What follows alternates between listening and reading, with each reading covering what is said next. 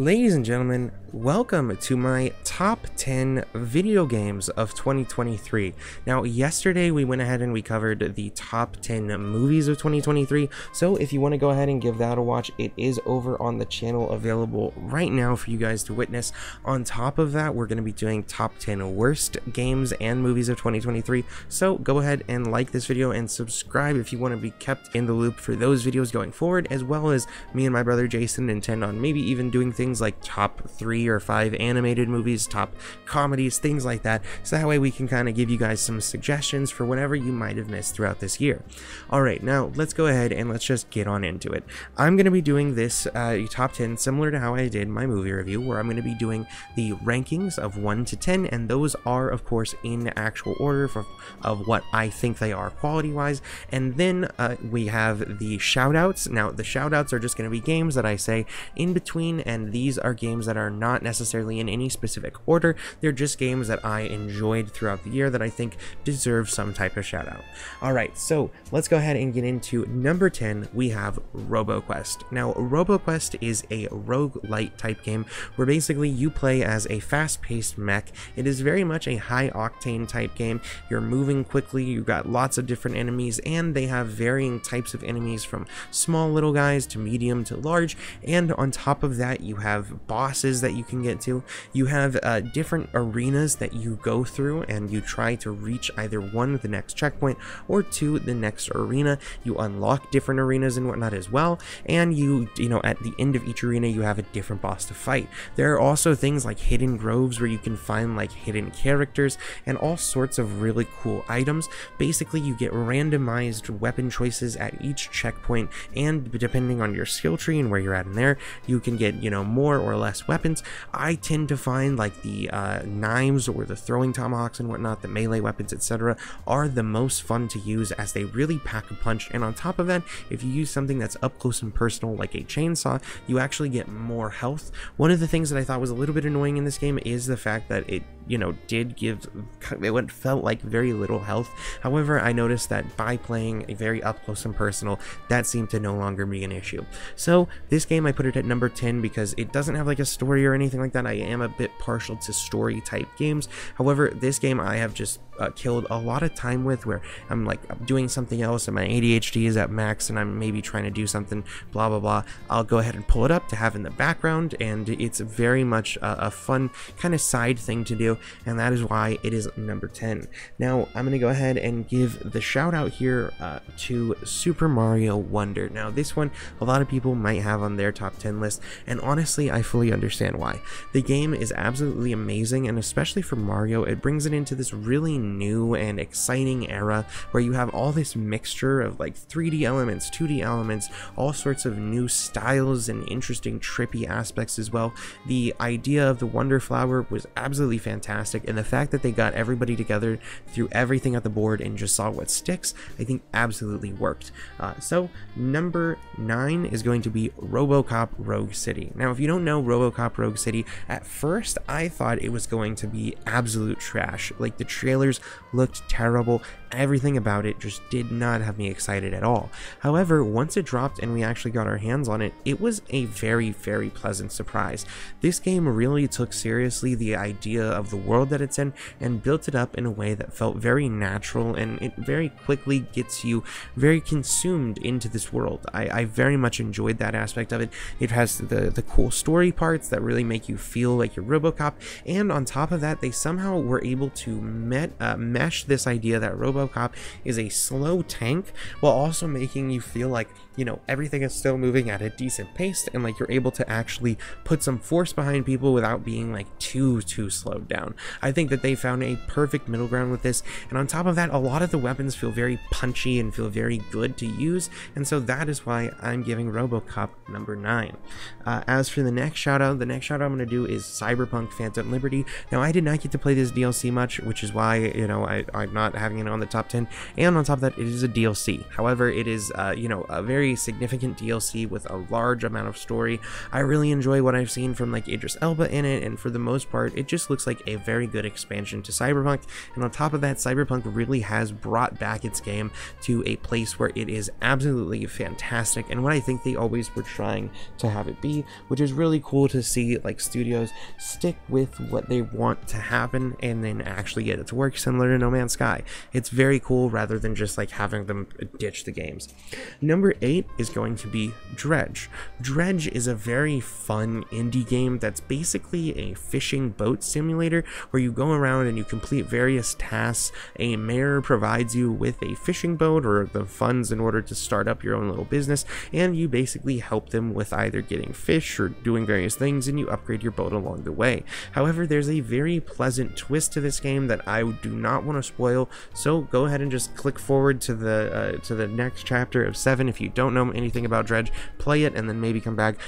But otherwise, Dredge basically has this twist where it becomes a very Lovecraftian horror game. It's very interesting, and that delve into insanity is really fun, and it happens in a very interesting and slow way that if you don't know anything about the game, it's definitely something that I imagine would catch most off guard. In the next shout out I'm going to give is Star Wars Jedi Survivor. Now, the reason that this one is also, again, not on my top list is because I have not been able to play much of it. I played maybe an hour of the game in total. I feel like if I played more, it might have actually ended up on my top 10 list. However, again, it's just one that I haven't had much access to, which is the case for a couple of these games. Number 7, I'm going to say Hogwarts Legacy. Now, Hogwarts Legacy, some people might put higher on their list, or they might put lower on their list. For me, this is one that I was almost going to put in shoutouts, but ended up getting onto the list because I really appreciate what they did here with everything. It very much does feel like you're able to just explore Hogwarts and be a student at the school, which is really absolutely fascinating and cool. One thing that I think really could level it up, however, is if they do take it into an MMO route. Like, with the fact that you can own shops and do these various things, it seems like it's already set up to be something that would work very, very well in an MMO type setting. So the fact that they don't have that yet is a little disappointing, but I'm imagining that they're going to head in that type of direction at some point. And on top of that, I think that like the flying mechanics here work very well. There were just some aspects that I think could have been better. Like, I think the game maybe could have had a bit better of a story and stuff. I think could have been a little more complex when it came to the like spells that you get. I think the fact that you can combo the spells definitely made it a little bit more interesting, but I would have preferred having a larger option or number of spells rather than just the combo aspect. So there are definitely some critiques I have of this game, but it is very good, and it's something that I definitely enjoyed. I wish they had an arachnophobia mode though. Then I'm going to say Under the Waves for my next shout out.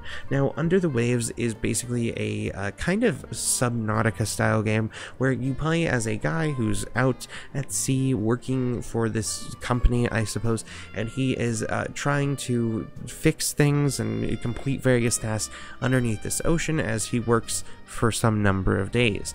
Basically, there are different kind of I think what will be horror aspects to it, where you have these large things that are clearly coming up and fucking up stuff. Like, for example, earlier on you find that one of your like satellite dishes is like completely shredded, and we don't exactly know why. There's other aspects like that, but I think there's also a really good aspect of drama where you have this family that you can't see or can't really talk too much, and it seems like there's some unspoken drama that they don't really tell you outright right away. They slowly dive into it, and it makes the whole story feel so much more interesting and so much more natural. So definitely this is a fantastic game that I would recommend. Number 6, I'm going to say Baldur's Gate 3. Now, some people again will probably have this higher on their list. For me, I think one of the things that my brother said as well, and that I kind of have agreed with for a while, is that one of the issues with this game is the massive time sink that it requires. Just to get through the first act of the game is several hours, and it's very difficult to justify that when, you know, you have so many other games to try, so many different things to review, or etc., and so or work to do, blah blah blah. So at the end of the day, that's been one of the issues for me for getting into Baldur's Gate 3. However, I have been able to set aside maybe 5 or 6 hours to play the game overall, and through the duration that I have gotten to play it, I've thoroughly enjoyed it. I think that personally for me, the tactical combat I'm not a fan of. I really don't like the turn-based blah blah blah, but I do really appreciate the depth of storytelling that is going on in this game, as well as the depth of character choice. Being able to really modify your gameplay and your playthrough in a way that's super unique to you, whether it be through the way you deal with enemies or whether it be through the story that's actually going on. I think that it is just a really cool concept, and I would like to see like this type of thing put into a more like real-time combat style game. I think that would be really awesome. Next, I'm going to say Lords of the Fallen 2. Now, a lot of people absolutely hated this game. I haven't played a ton of it yet, only a couple hours. However, I like it. I don't think it deserves to be on the top 10, and honestly, the only reason I'm giving it a shout out is because I do think it's overhated. That will be the case with a couple of these here, or in one other one here. However, this game, I think for the most part, it's like decent. It's like a kind of interesting Souls style game that has some unique mechanics, like this whole soul ripping aspect, and I think like it looks really cool. The aesthetic of it is really dope. However, I think that it is the pacing wise a little strange, and I think that they have this idea of difficulty that really differs from the difficulty of the traditional Souls game. I think that's where it really falters. Next we have number 5, which is Lies of P. Now Lies of P is another Souls-like game where basically you play as Pinocchio, who has to go through and save basically the day by letting Geppetto, you know, get out of his like prison area because he's been trapped by some guy, and then basically trying to just save everybody that has been trapped in this town where people have become puppets or overrun by all of these puppets. So at the end of the day, I think that this game has a very much Bloodborne style feel. I think this game does the Souls style format better than any other Souls style game, except of course for the main, like, you know, series from FromSoft, or, you know, Elden Ring and those types. So generally speaking, I think because of that, that's why it ranks so high here for me. The bosses are really fun to handle, and the entire thing just it has again that difficulty of Bloodborne that it really matches in a lot of ways. And I think also they've really listened to their community a lot and changed things where they felt it was necessary, or where these you know, community felt it was necessary, and I can always appreciate that. For the next shout out, we're going to do Avatar Frontiers. Now again, the reason that this one is being shout out, not because it's necessarily overrated by other people, but when I first saw the trailers for this, I thought it looked absolutely terrible. The reason being is because it seemed kind of uninspired and just like one of those licensed cash grabs in order to quickly put together a game for Stadia back when that was supposed to be a thing. We got to play it over on Luna a little bit, Amazon's game streaming service. Luna is a pretty cool streaming service, by the way. I'm enjoying it so far, and we've had a little lag on one occasion. Other than that, though, never have really had any issues with it. But this Avatar game, I think it does a good job of showing the details of this world, as well as, and you know, taking us to new locations that we haven't quite seen before, and introducing entire new storylines that, you know, while we have seen some of these characters, most of them we haven't dealt with before, and that makes it feel like it's its own thing to a certain degree, which I do appreciate. And I think the combat is very fluid in the game. So next we have number 4, which is Remnant 2. Now Remnant 2 I think is an absolutely amazing game. Basically it is a Souls style game except with guns. I think the way that it implements the guns is very cool and it works exceedingly well. On top of that, it has the aesthetic that is necessary for these types of games. Very much a weird futuristic but very emo Victorian Gothic style thing going on, but again it's got like it's more of like a mixture with like a night city and then that Bloodborne style city. I think that's really dope. And then on top of that, it is supposed to be somewhat, I think, procedurally generated, or at least randomized to a certain degree, so that way, you know, the different enemies that you face are unique on each playthrough, which adds a whole layer of replayability to it. But really the reason that this one is here is because I love the way that the guns feel so fluid with the sword combat and everything else. I wouldn't really have expected it to be that fluid and work out as well as it did, but Remnant 2 blew me away with that here. Next, for the shoutouts, we have Resident Evil 4 Remake. Now, the reason that I have this here is because I didn't play all the way through this one. I did play some of it, and what I did play of it, I really enjoyed. It seems like they took an old game that was very good already, brought it to a brand new aesthetic, and made it look very, very pretty and very like upgraded, and on top of that added certain aspects to the game that they couldn't otherwise have before. And so that is what you should do with a remake. You should make it so that, one, the game is old enough so that way it has a significant upgrade, and this game definitely did, and have it so that you add in new aspects of the game that you weren't able to add in on the first go. And so that's why it definitely at least deserves the shout out. Now for number 3, we have Alan Wake 2. Now Alan Wake 2 is a game that I absolutely adore. I think that it really takes the aspects of the first game and ramps them up to a certain degree, and the way that they utilize lighting in this game is absolutely stunning. You have certain shadow effects as well as these smoky type effects that you know, kind of make it so that if you look at shadows from a certain angle, the light will hit it differently and you'll be able to see an entirely different scene based upon that. There's certain other aspects like the enemies that look really dope now with the shadowy kind of effects that happen on them, and on top of that they've added in this aspect where when you play as Alan Wake you can rewrite your story as you go, and then having those different stories or story beats changes how your environment is laid out, and then you use that to complete various different puzzles or get from one point to the next. I think it's a very fascinating way to add on to the entire thing, and on top of that they have the most fluid detective system that I have ever seen in a game. It's very similar to, I would say, like the Sherlock style games. I think Frogware or something like that is the guys that make those. Except you basically very fluidly go from just your regular gameplay to your like dream house or your inner like mind house. You go in there and you basically have a board wall where you can like add different clues, put the clues together, and you can very quickly shift from being in there to going back to your gameplay.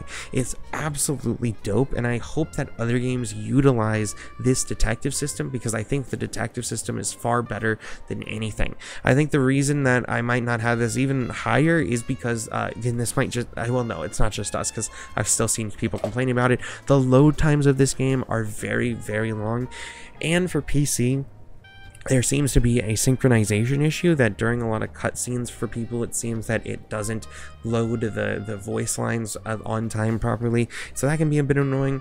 Even with those issues, however, the game is so much fun, and I absolutely love the story and everything that they've done with it. For the next shout out, I want to say that this is a game that is not one that came out this year. However, it's a game that I played for the first time this year. So Death's Door. Death's Door is a really fun third-person top-down style game where basically you play as a bird, a crow, who goes around and is collecting souls in order to try to open Death's Door.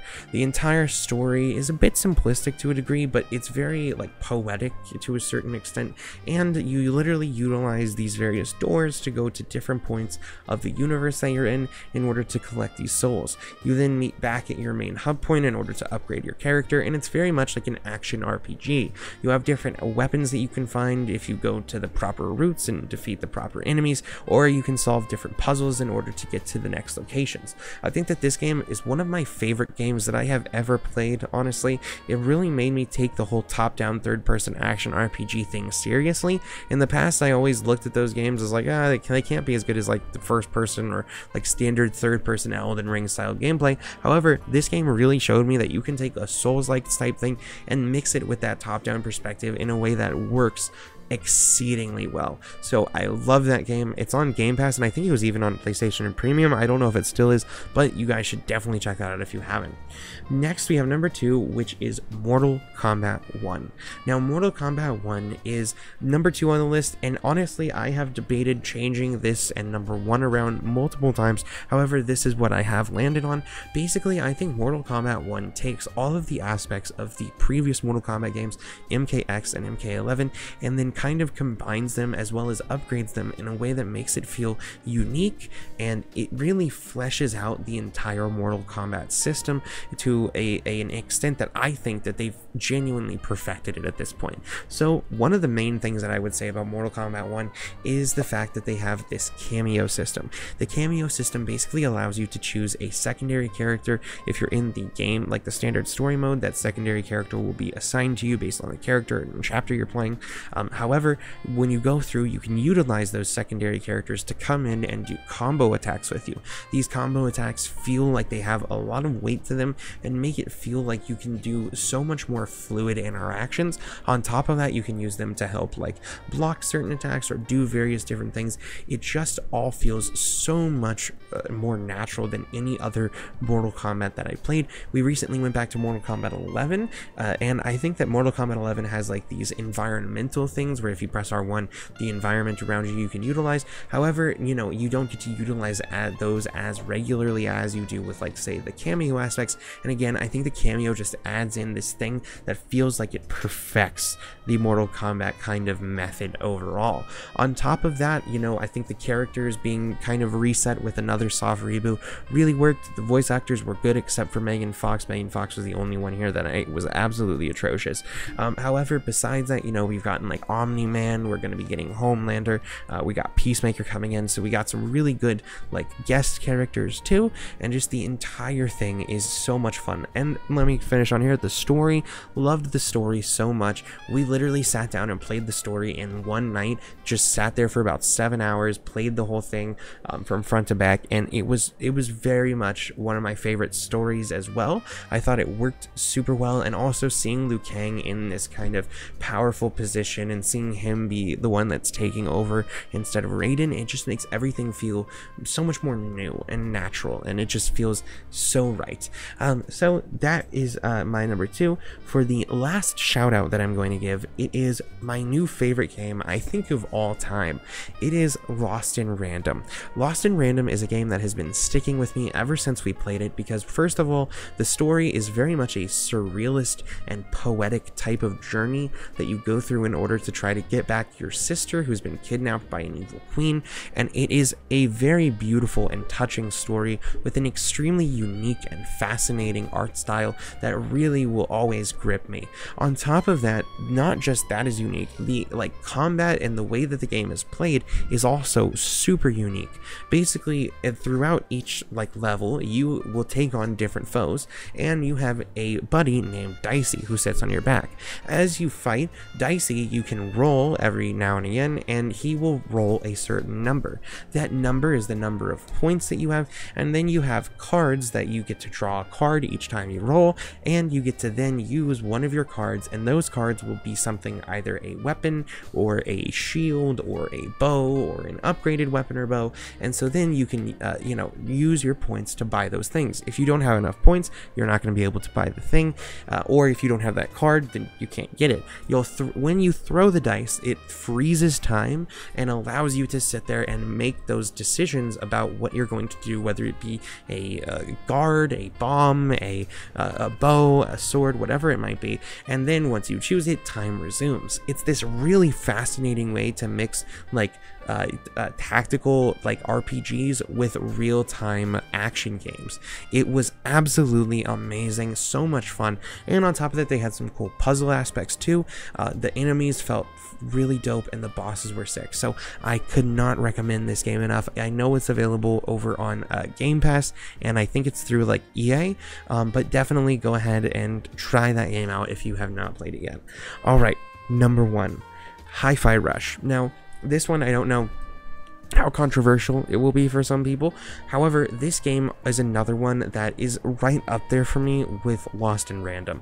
It is very much a unique and a fun comic book style art with or artsy type game, where basically you play as a guy who wanted to be a like rock star, and he gets a robotic arm where basically it allows him to play guitar as well as to like kind of feel the rhythm of the world around him, and you can then utilize the rhythm of the world around you to combo various different attacks or do various different things to take on your enemies. It allows you to have more damage if you combo them properly, and the entire thing is just a very cool way to mix rhythm games with live action games. games. I thought that the story as well was really fun. It is a little basic, where it's basically like this big corporation and you have 5 bosses or 6 bosses that you have to take out.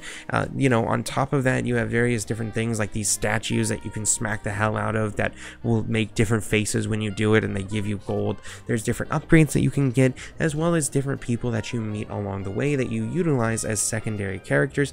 Those secondary characters will also help you take on certain enemies. For example, you have a big dude that if like there are certain like shielded enemies, he can break through those shields, or you have like a female companion who, like, there's these blue shields that the enemies have that if you call her up, she can shoot and break those shields, and then you can take the enemy on.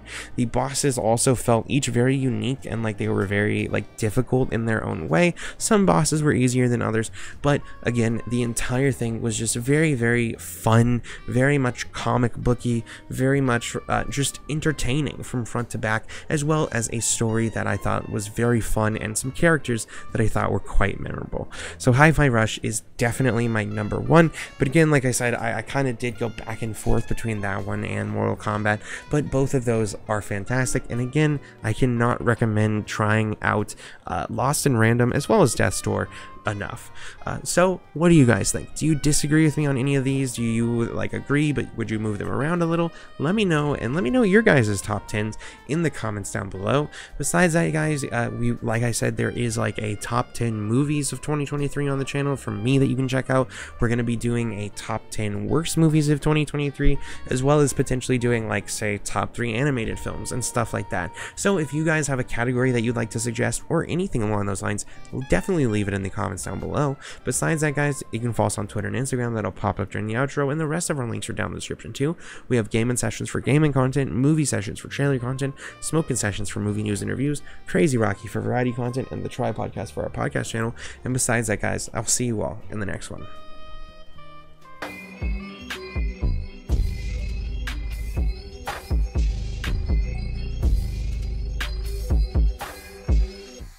Abducted by my